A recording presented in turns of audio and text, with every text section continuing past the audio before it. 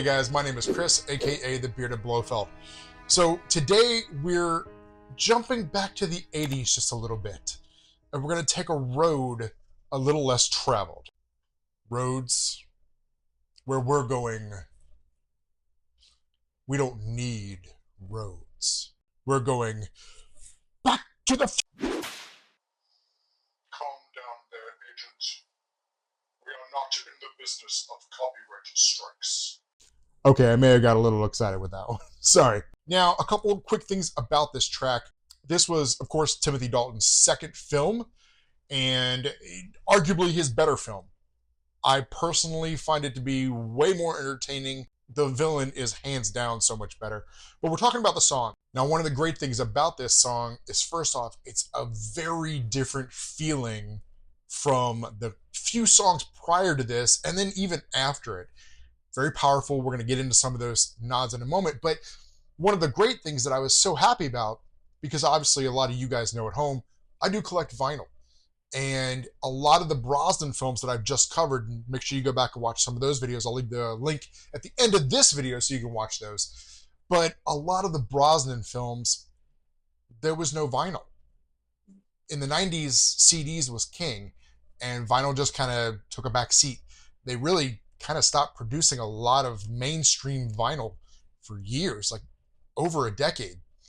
We wouldn't really see another vinyl soundtrack come out probably until around the time of Quantum of Solace. And well, we all know how that song was. So, but it's cool because there was two different versions. You had the red version, which obviously we've got our boy Timmy here, Timmy Dalton, looking really good there, playing Bond himself. And then on the back, we've got some really cool features here. I'm hoping the camera's going to pick this up. See if it'll adjust there. Hopefully it does. A little bit there, a little better. So, great soundtrack. But then alternately, we also had a gold version. And this guy, he's a little baby. That's all he is, a little baby. This is actually a little miniature CD. It's a 3-inch disc. I'm going to pull it out here. Show you. It's got the License to Kill. Hopefully the light isn't catching a huge glare off of that. But really cool little CD. And this is a 3-inch mini. Now this does have, it's got 3 tracks on it. You've got License to Kill. Let's see what else we've got. We've got the song Pam, and then the extended version of License to Kill with Gladys Knight. So 2 versions of the song, and then 1 additional track off of the full 33 vinyl soundtrack, which I've still yet to track down. We're going to go ahead and check the song out now. As normal, I am going to stop periodically and talk about some key elements of the song. But let's go ahead and dive in and listen to License to Kill.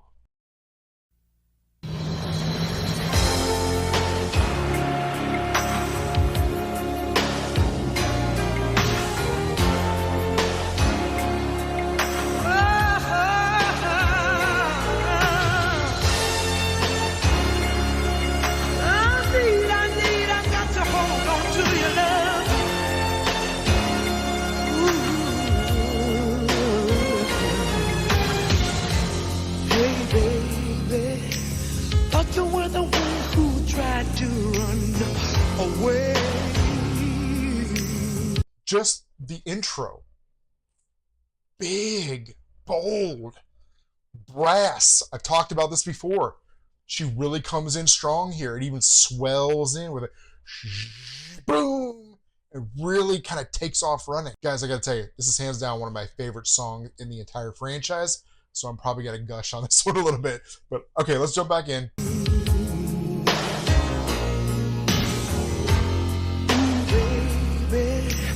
Wasn't I the one who made you want to stay? Please don't bet that you'll ever escape me. Once I get my sights on you, I got a license to kill, and you know I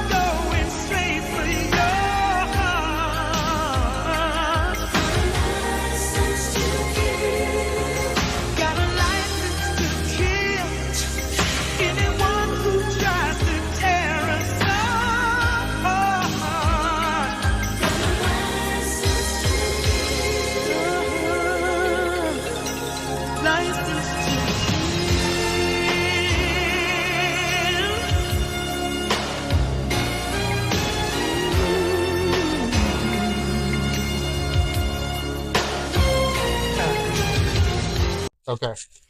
So we're through the first verse. We're through the first chorus. Big. It's in your face.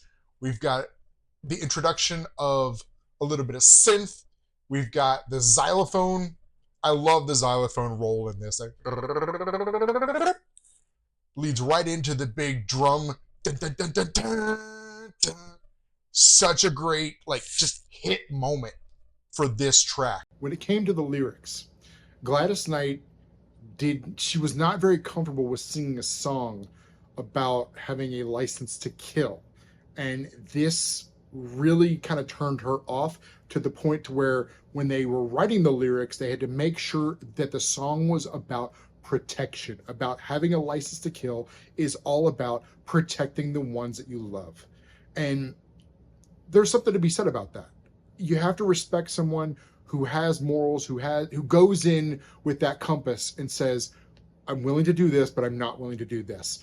It's good to have boundaries like that. Another thing, she actually was so uncomfortable, even with the final product, that, and you may not notice this, you may notice it now, she is not in the title credits at all for singing this song. However, that's a pretty big deal at the time. When you're agreeing to do a Bond song, you're doing a song about an international super spy who hunts down and takes out international terrorists. And there's going to be some killing involved. All right, let me back it up. Let's dive back in. Hey, think you need a friend to stand up by your side. Yes, you do. Your side. Ooh, baby. Now you can depend on me to keep things right. Things right. Please don't bet that you'll ever escape me. Once I get my sights on you, I got a license to kill, and you know I'm going straight for your heart.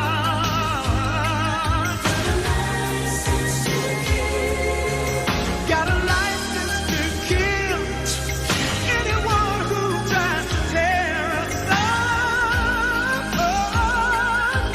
Ooh, honey. Say there's no Okay, before we get into the bridge, I want to kind of go over some things here. So one of the things I feel like that makes it it just lives in the 80s, but for all the good reasons, is the backup singers. The backup singers are constantly just coming in with them, license to kill. And I love how they're just stoic and just very straight-faced. Even the video, some of the elements they used, and that's one of the things I love about the Bond songs and the films is they're like a time capsule. Some of these things really do just completely encapsulate what was going on in pop culture, in entertainment, in style. Obviously, topics, villains always are topical for what's currently going on in the world. And so this song is a great embodiment of where we were at in that transition between the 80s and the 90s. Okay, I'm going to back it up. We're going to get through the bridge, go through the final chorus, and I'm going to give you my final thoughts right at the end.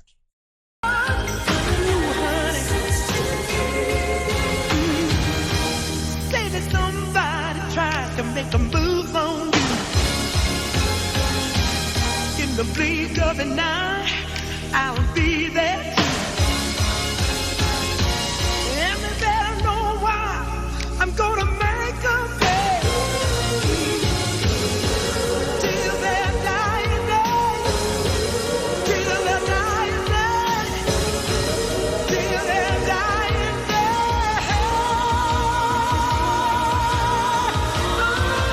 Oh, got a license to kill, and you know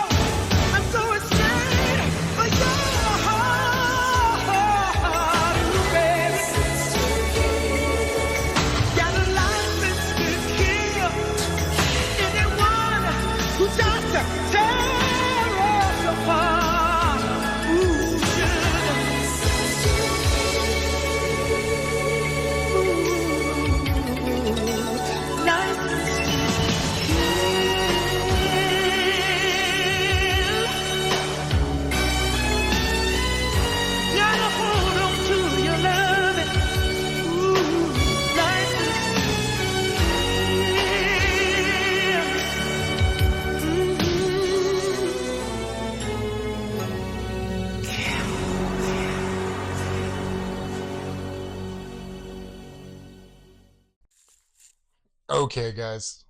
License to Kill. So the more I listen to the lyrics, and me being such a musician, I'm a stickler. I get hooks, but the lyrics, I'm diving in on these now, and I can definitely see the lyrics are absolutely talking about a couple dynamic, and it's mainly Bond and a Bond girl, and like Gladys is basically speaking from the position of Bond, telling the Bond girl, like, look, if anybody tries to make a move on you, I'll be there in a blink of an eye, and I've got you, I'm going straight for your heart, once I got you in my sights. So this is all basically, in a sense, kind of a love ballad, like a Bond is kind of saying, I've got your back no matter what. And I love that.